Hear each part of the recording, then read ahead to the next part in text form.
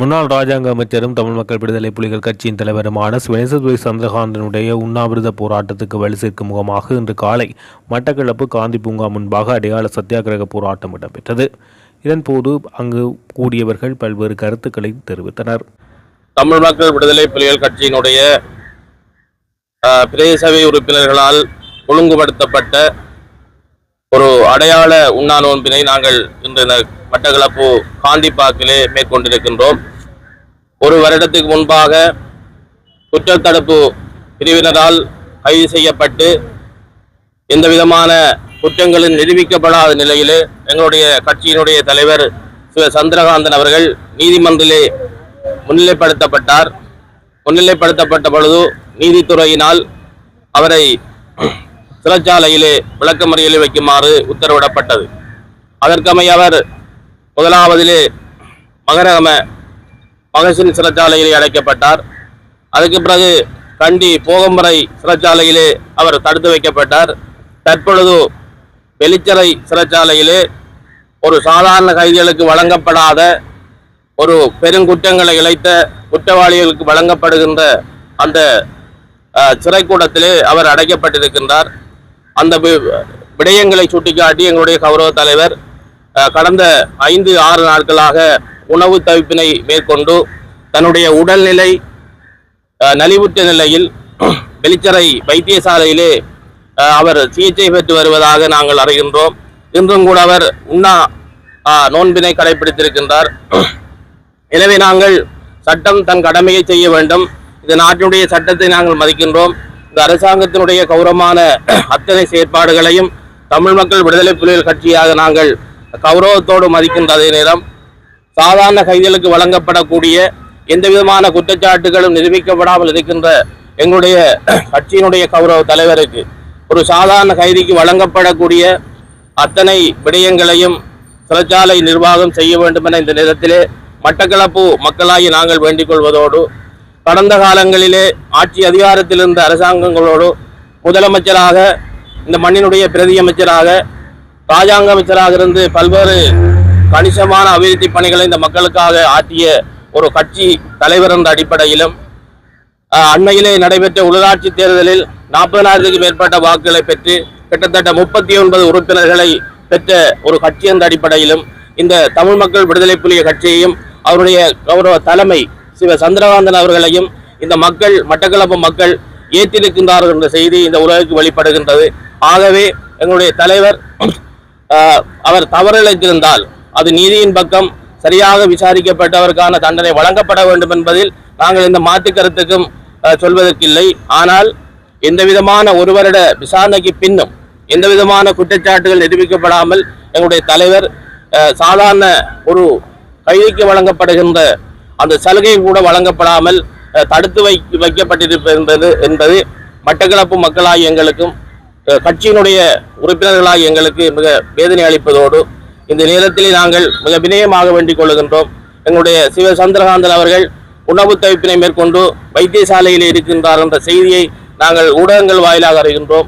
எனவே அவருடைய அந்த நிலையினை கருத்தில் கொண்டு ஒரு சாதாரண கைதிக்கு வழங்கப்படக்கூடிய நிலைமையினை ஏற்படுத்தி கொடுக்க வேண்டும் என நாங்கள் இந்த நேரத்திலே வேண்டி அதனை இந்த அரசுக்கு வெளிப்படுத்துவதற்காக இந்த அடையாள உண்ணா நோன்பினை இன்று நாங்கள் இந்த இடத்திலே தொடங்கி இருக்கின்றோம்.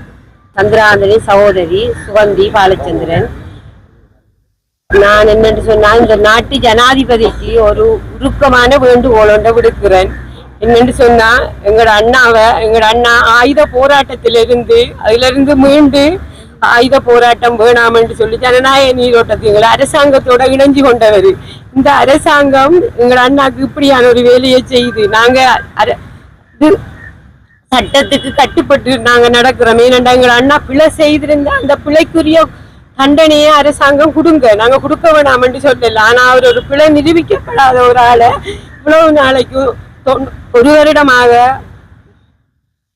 சிஐடியில வச்சு விசாரிச்சு அது முடிஞ்சு நாங்க போய் பார்த்து எவ்வளவு வேதனையோட வந்து நாங்க அந்த வேதனையில இருந்து மீண்டு வாரத்துக்கு இடையில திரும்பவும் அவங்க ஒரு வருஷம் முடிஞ்சு ஜெயிலுக்கு மாத்தி அதுவும் ஜெயில அவருக்கு கொடுக்க இயலாத ஒரு இடமான குற்றம் செய்ய ஏதோ பெரிய பாதாள அந்த குற்றம் செய்த ஆக்கள் ஒரு ஜெயில கொண்டு போட்டு அவர் சரியான மன உளைச்சலுக்கு ஆளாகி அவர் இப்ப 6 நாளா உணவில்லாம உயிருக்கு போராடி கொண்டிருக்கிறார். நான் ஜனாதிபதியை தயவு செய்து கேட்டுக்கொள்றேன் என்னண்டா எங்களோட அண்ணாவை எல்லாருக்கும் கொடுக்குற மாதிரி ஒரு ஜெயில கொடுத்து அவரை விசாரிச்சு அவரை சட்டத்துக்கு முன் கொண்டு வந்து அவர் ஒரு நிரபராதி என்று நீங்க தீர்ப்பளிச்சு எங்க அண்ணாவை விடுதலை செய்ய சொல்லித்தான் நான் கேட்கிறேன். வேற ஒன்றும் கேட்கல. நாங்க ஜனாதிபதி நான் திரும்பவும் கேட்கிறேன். எங்களோட அண்ணா மக்களுக்கு அவர் சேவை செய்ய வந்தவர், மக்கள் பிரதிநிதி. அவரை கொண்டு இப்படி ஒரு சூழ்நிலையில நீங்க வச்சிருக்கிறது எங்களால் ஏற்றுக்கொள்ள முடியாம இருக்குது.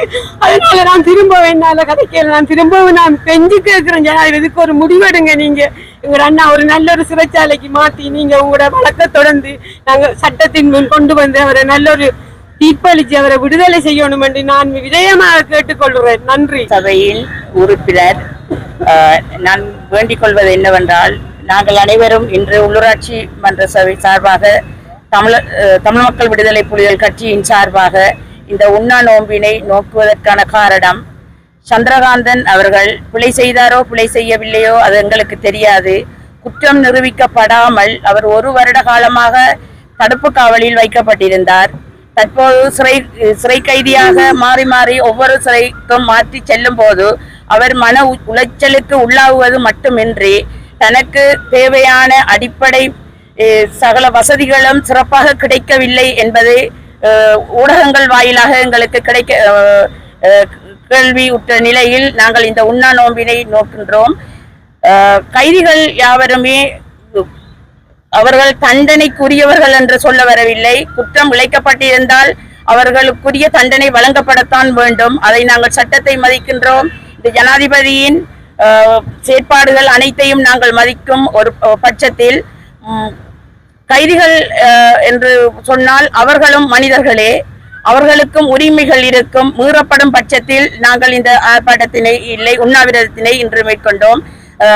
சந்திரகாந்தனுக்கு அவர் இங்கு கிழக்கு மாகாணத்தில் முதலமைச்சராக இருந்தவர், பிரதி அமைச்சராக இருந்தவர். அதனால் மக்களுக்கு ஏழை எளிய மக்களுக்கு பல தொண்டுகளை ஆற்றி இருக்கின்றார். அந்த எளிய மக்களின் கண்ணீர் அவர் ஒரு நிரபராதி என்று விடுதலையாகி வருவார் என்ற நம்பிக்கை இருக்கின்றது. குற்றம் செய்யப்பட்டிருந்தால் அதற்குரிய தண்டனை வழங்கப்பட வேண்டும் அல்லது அவர் விடுதலையாக வேண்டும் என்று நான் வினயமாக இந்த இடத்தில் கேட்டுவிட வருகின்றேன். தலைவர் பணிக்குழு உறுப்பினரும் பெற்ற பிரதேச சபையின் உறுப்பினருமாகும் எங்களுடைய உள்ளூராட்சி சபை உறுப்பினருடைய சார்பாக ஒரு அடையாளமாக இன்று நாங்கள் ஒரு சத்தியாகிரக போராட்டத்தை ஆரம்பித்திருக்கின்றோம். நேற்று நாங்கள் ஒரு ஊடக சந்திப்பை நிகழ்த்தியிருந்தோம். உங்களுக்கு தெரியும், அவருடைய சகோதரர்கள் மூலமாக எங்களுடைய கட்சியுடைய கௌரவ தலைவர்கள் கடந்த 5 தினங்களாக இன்று 6வது தினம் உணவு தவிர்ப்பு போராட்டம் ஒன்றை நடத்தி கொண்டிருக்கின்றார். சாதாரணமாக ஒரு விளக்கமறியல் தடுப்பு கைதிக்கு வழங்கப்படுகின்ற அடிப்படை உரிமைகள் கூட மறுக்கப்பட்டு மிகவும் ஒரு இறுக்கமான சூழலில் அவர் இருக்கின்றார். இன்று அவருடைய உடல்நிலை பாதிப்படைந்து வெளிக்கடை வைத்தியசாலையில் அனுமதிக்கப்பட்டிருக்கிறார். இவ்வளவு காலமும் அவர் இலங்கையுடைய சிஐடி பகுதியில் அவர் இருக்கின்ற வேளையில் எந்த விதமான இதுவும் வரவில்லை என்றால் அவருக்குரியவர்கள் வழங்கப்பட்டிருந்தது.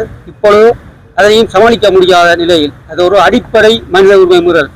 ஆகவே நாங்கள் கௌரவ ஜனாதிபதியிடமும் சிறைச்சாலைக்கு பொறுப்பான அத்திய செல்லவும் ஒரு பணிவான வேண்டுதலை முன்வைக்கின்றோம். தடுப்பு காவல் கைதிக்கு வழங்கப்படுகின்ற உரிமைகளை எங்களுடைய கௌரவ தலைவருக்கும் வழங்குமாறும் அவரை சாதாரணமாக நாங்கள் கட்சி அங்கத்தில் கொண்டு சென்று பார்ப்பதற்கும் அவருக்கான ஏனைய வசதிகளை செய்து கொடுப்பதற்கும் ஆவணம் செய்ய வேண்டும் என்று கேட்டுக்கொள்கிறோம். அதை நாங்கள் இந்த சத்தியாகிரகத்தின் ஊடாக அவர்களுக்கு இதனை தெரியப்படுத்துகின்றோம். தொடர்ந்து அவருடைய நிலை பாதிக்கப்பட்டு கொண்டிருக்கிறது. மனிதாபிமான அடிப்படையில் இந்த அரசாங்கம் மனிதாபிமான அடிப்படையில் ஒரு சக மனிதனுக்கு நாட்டுடைய குடிமகனுக்கு என்னத்தை செய்ய வேண்டுமோ அதனை எங்களுடைய தலைவர் மீதும் கரிசனை செலுத்தி அவருக்கான நாங்கள் விடைச்சொல்லியெல்லாம் கேட்கவில்லை, அவரும் விடைச்சொல்லி கேட்கவில்லை. எங்களுடைய விசாரணை முடியும் வரையும் இதுவரை பூரண ஒத்துழைப்பு வழங்கியவர் தொடர்ந்தும் வழங்குவார். அவருடைய குற்றப்பத்திரிகை தாக்கல் செய்யப்பட்டு சட்டன மேற்கொள்ளப்படும்.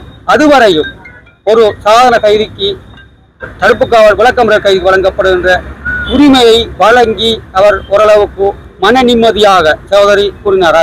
மிக உளவியல் ரீதியாக மிக பாதிப்படைந்திருக்கின்றார். நாங்கள் அவரை அண்மையை சந்திக்கின்ற வரையில் மிக தயாரிக்கமாகவும் நம்பிக்கையோடும் இருந்த எங்களுடைய தலைவர் தற்பொழுது மனமுடைந்து சஞ்சலப்பட்டு நம்பிக்கையில நிலையில் உண்ணா நோன்பு இருக்கின்றார். அவர் ஒவ்வொரு நாளும் அவர் ஆபத்தான கட்டத்தை தாண்டி கொண்டிருக்கிறார். அதனை தவிர்க்கும் முகமாக கௌரவ ஜனாதிபதி அவர்களும் சிறைச்சாலைக்குரிய ஆணையாளர்களும் அவரை ஒரு பொதுவான வேறொரு சிறைச்சாலைக்கு மாற்றி எங்கள் மக்களுடைய கோரிக்கையை நிறைவேற்றுமாறு கேட்டுக்கொள்கிறோம்.